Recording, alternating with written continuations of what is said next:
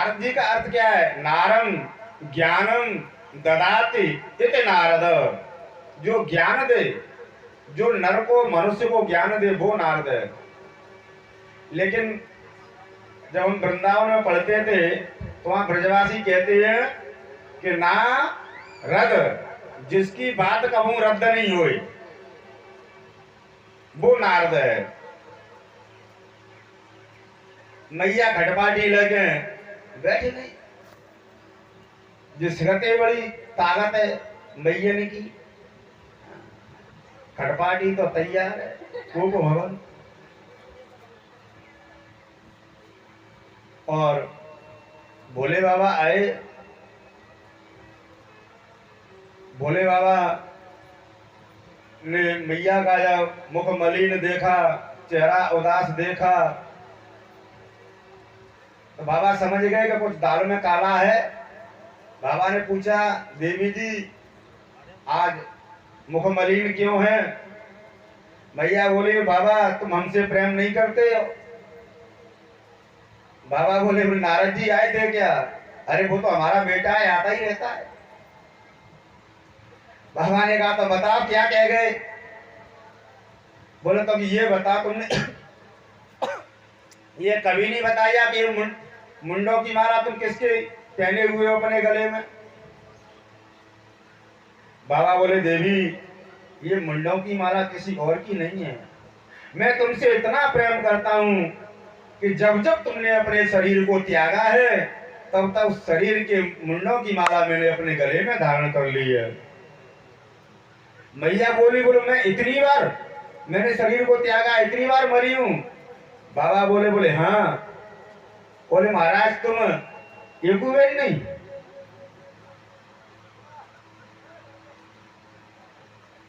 मैया बोली, तो ऐसा क्यों होता है कि जिससे मैं मर जाती हूं आप नहीं? बाबा बोले, हमने तो अमर कथा सुनी है। मैया बोली, तो अमर कथा हमको भी सुनाओ, मैं भी अमर हो जाऊं। बाबा ने कहा, ठीक है। अब देखिए, कथाएं ऐसे नहीं कि चाहे जिसको सुना दो। बाबा ने कहा, बोले किसी अनाधिकारी के पास में ही अमर कथा नहीं पहुंच जाए।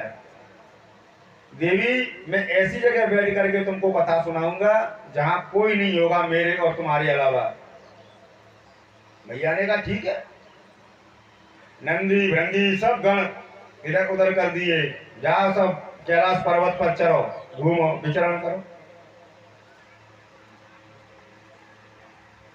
बाबा बैठे हैं कथा सुनाने को, मैया कथा सुनने को बैठी हैं।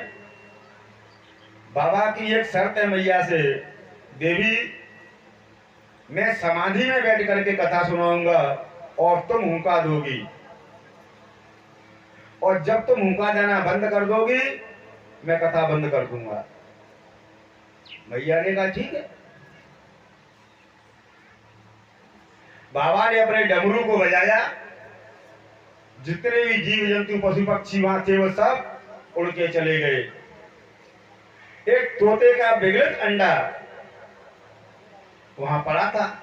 अब बिगड़त अंडा तो उड़ नहीं सकता, उसमें जीव था लेकिन अचेत अवस्था में था, तो वो वहां पड़ा रहा। बाबा ने अमर कथा सुनाना प्रारंभ किया, मैया ने हुक्का देना प्रारंभ किया। जैसे ही दसम स्कंद पूर्ण हुआ, 11वां स्कंद प्रारंभ हुआ, मैया को नींद आ गई और ये बिगड़त अंडा अमर कथा के प्रभाव से चेतन अवस्था में आ गया और अपने रूप में आ गया। इसने विचार किया कि मैया सो गई है, बाबा कथा कह रहे हैं, और मैया ने कहीं हुक्का नहीं दिया तो बाबा कथा कहना बंद कर देंगे, तो मैं तो कथा से रह जाऊंगा। तो मैया सो गई तो तोता ने हुंका देना प्रारंभ किया, और जब कथा का समापन हुआ, जैसे ही जयकारा लगा, मैया की नींद खुली। मैया बोली बाबा से, बाबा तो दत्तात्रेय के 24 गुरुओं ने क्या क्या सिखाया? बाबा बोले, ये क्या कह रही हो देवी? अब तो कथा को विश्राम हो गया, तुमने नहीं सुनी। प्रभु क्षमा करना, मुझे नींद आ गई थी, मैं सो गई। बाबा को ध्यान आया जब तुम सो गई थी तो फिर हुंका कौन दे रहा था। बाबा ने समझा यहाँ कोई ना कोई है, और शायद किसी अनाधिकारी ने मेरी कथा को सुन लिया। बाबा त्रिशूल लेकर के जैसे ही उसको देखने के गए, वो तोता वहां बैठा हुआ था। बाबा त्रिशूल का प्रहार करना चाहते हैं, तोता वहां से उड़ गया, और वो तोता उड़ करके कैलाश पर्वत से बद्रिकाश्रम में आया। बद्री विशाल के पास में, बद्री विशाल से आगे व्यास गुफा है, वहां व्यास महाराज जी की पत्नी रजस्वला धर्म से निवृत्त होकर के अपने केशों को सुखा रही थी।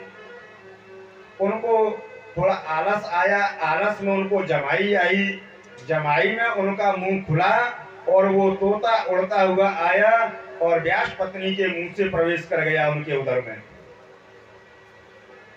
भोले बाबा पीछे से त्रिशूल लेके आ रही हैं, और त्रिशूल लेकर के व्यास जी के आश्रम पर आ गए।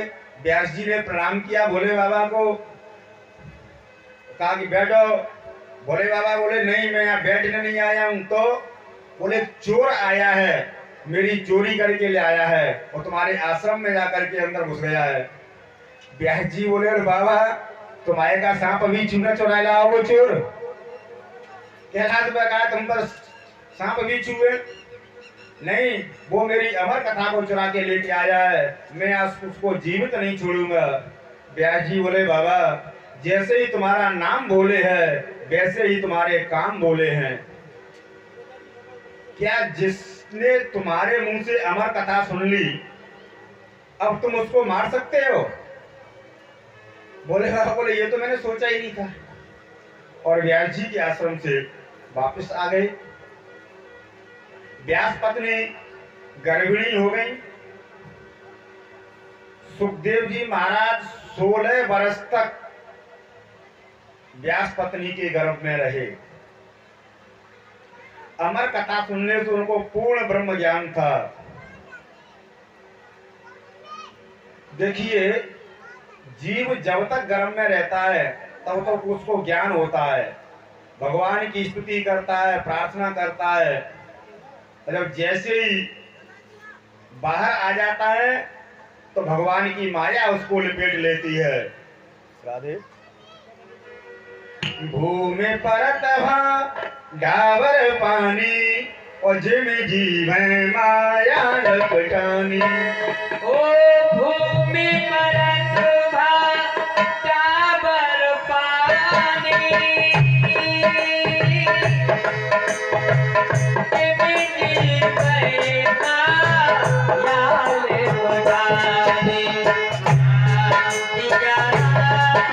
Yeah.